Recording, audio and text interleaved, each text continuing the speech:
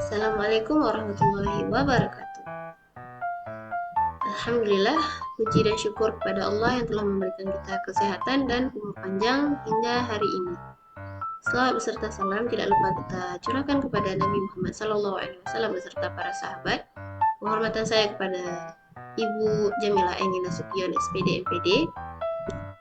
Nah, sebelumnya izinkan saya memperkenalkan diri. Nama saya Zahrina Octavia dengan NPM 2306 1040 30050.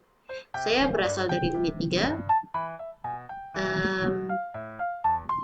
Hari ini saya akan menjelaskan mengenai ITP. Nah, sebelumnya izinkan saya untuk menjelaskan sedikit mengenai ITP tersebut. Nah, ITP merupakan singkatan dari Inventory Tugas Perkembangan, yang mana ITP tersebut digunakan untuk memahami ataupun mengukur perkembangan individu ataupun siswa. Nah, pada kesempatan kali ini saya akan menjelaskan sedikit atau memaparkan hasil pengolahan ITP yang saya lakukan. Nah, saya akan menjelaskan mengenai profil kelompok, distribusi frekuensi kelompok, profil individu, dan distribusi frekuensi individu. Nah, yang pertama ada profil kelompok. Nah, bisa dilihat pada profil kelompok terdapat 11 aspek perkembangan yang akan diukur. Nah, pada rata-rata tingkat perkembangan mahasiswa secara keseluruhan itu berada pada nilai 5,5, yang mana kita akan mengukur mahasiswa tersebut melebihi 5,5 ataupun kurang dari 5,5. Nah, 5,5 ini bisa dilihat pada garis orange. Sedangkan ini adalah nilai yang dicapai pada perkembangan mahasiswa tersebut, pada rata-rata perkembangannya. Nah, nilai ini bisa dilihat pada tabel yang warna biru. Nah, sebagai contoh pada landasan hidup religius, rata-rata tingkat capaian perkembangannya adalah 5,6, yang mana berarti nilai tersebut melebihi dari rata-rata tingkat perkembangan mahasiswa secara keseluruhan. Nah, sedangkan pada LPE atau landasan perilaku etis, rata-rata tingkat pencapaiannya itu ada di 5,4, yang mana nilai tersebut kurang dari nilai rata-rata tingkat perkembangan mahasiswa secara keseluruhan. Begitu juga selanjutnya, seperti pada kesadaran tingkat tanggung jawab, itu berada pada nilai 5,7, yang mana nilai tersebut melebihi dari rata-rata tingkat perkembangan mahasiswa secara keseluruhan. Nah, ini merupakan grafik distribusi tingkat capaian perkembangan mahasiswa. Dapat dilihat bahwa ada 3 mahasiswa yang berada di tahap sadar diri namun menuju pada tahap seksama. Dan dapat dilihat juga ada 10 mahasiswa yang berada pada tahap seksama. Dan ada 9 mahasiswa yang berada pada tahap seksama menuju ke tahap individualistik. Dan dapat dilihat ada 10 mahasiswa yang berada pada tahap individualistik. Nah, ada 7 mahasiswa yang berada di tengah, yang sudah menjalani tahap individualistik dan menuju ke tahap otonomi. Nah, yang terakhir ada 1 mahasiswa yang telah mencapai tahap otonomi. Baik, tadi kita telah mendengar penjelasan mengenai profil kelompok dan juga distribusi frekuensi kelompok. Nah, sekarang saya akan sedikit menjelaskan mengenai profil individu dan distribusi frekuensi individu. Yang pertama ada profil individu. Nah, dapat kita lihat pada profil individu terdapat beberapa aspek perkembangan seperti LHR, LPE, KME, KMI, KTJ, dan lain sebagainya.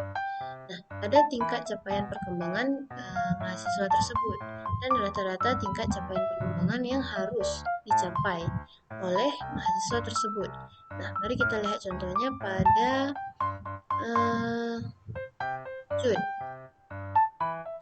Jude Azliana.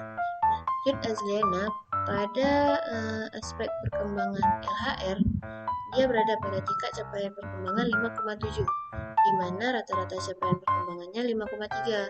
Nah, dapat dikatakan bahwa Jude Azliana berada di atas rata-rata capaian perkembangan. Jadi dia sudah mencapai rata-rata capaian perkembangannya. Nah, Sedangkan pada PDP, Putri Azliana mendapat tingkat capaian sebesar 4,7. Nah, di mana 4,7 tersebut nilainya tidak mencapai rata-rata capaian perkembangan, yang mana rata-ratanya adalah 5,3. Sedangkan yang dia capai hanya 4,7. Kita ambil contoh mahasiswa lain, contohnya ada di Irma Maulana. Nah, dapat dilihat Irma Maulana LHR-nya berada pada 6,0, sedangkan rata-rata seperti tadi berada pada 5,5. Nah, dapat dikatakan bahwa Irma Maulana berada di atas rata-rata capaian perkembangan. Jadi dia sudah mencapai perkembangan. Nah, sampai 6,0, yang mana dapat dikatakan bahwa 6,0 ini merupakan tahap individualistik. Nah, sedangkan PDPKB-nya si Irma Maulana itu berada pada 4,7, mana rata-ratanya itu 5,5.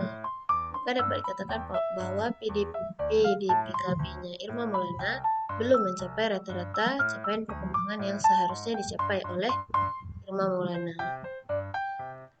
Nah, selanjutnya yang ingin saya jelaskan adalah mengenai distribusi frekuensi individu. Dapat dilihat pada distribusi frekuensi individu terdapat nilai tertinggi dan juga nilai terendah, di mana nilai terendah ditandai dengan skor yang berwarna biru, yaitu 4. 4 merupakan nilai terendah yang didapatkan oleh mahasiswa, yaitu merupakan tingkat sadar diri. Sedangkan yang paling tinggi adalah nilai warna hijau dengan skor 7, yaitu tahap otonomi. Nah, dapat dilihat pada Nadine. Nadine ini dapat dilihat dia mendapatkan nilai terendah sebesar 9.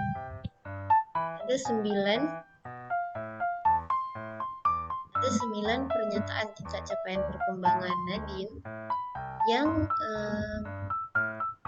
belum berada pada tingkat atau tahap sadar diri. Nah, dapat dilihat lagi ada 13 pernyataan tingkat capaian perkembangan Nadine yang telah mencapai tahap otonomi atau tahap yang paling tinggi. Ambil contoh lainnya, ada Rizky Hizri.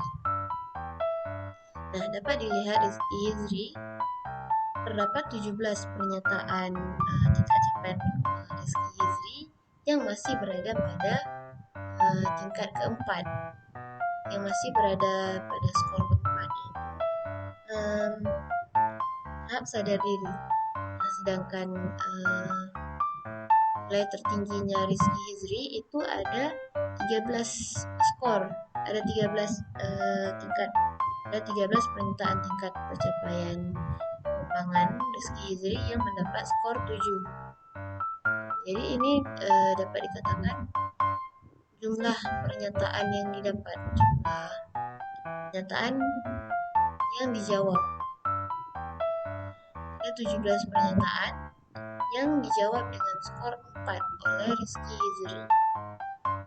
Sekian penjelasan dari saya, lebih dan kurang saya mohon maaf apabila ada kata yang salah dan juga salah perbuatan, karena kekurangan hanya milik saya dan kesempurnaan hanya milik Allah SWT. Saya akhiri, wassalamualaikum warahmatullahi wabarakatuh.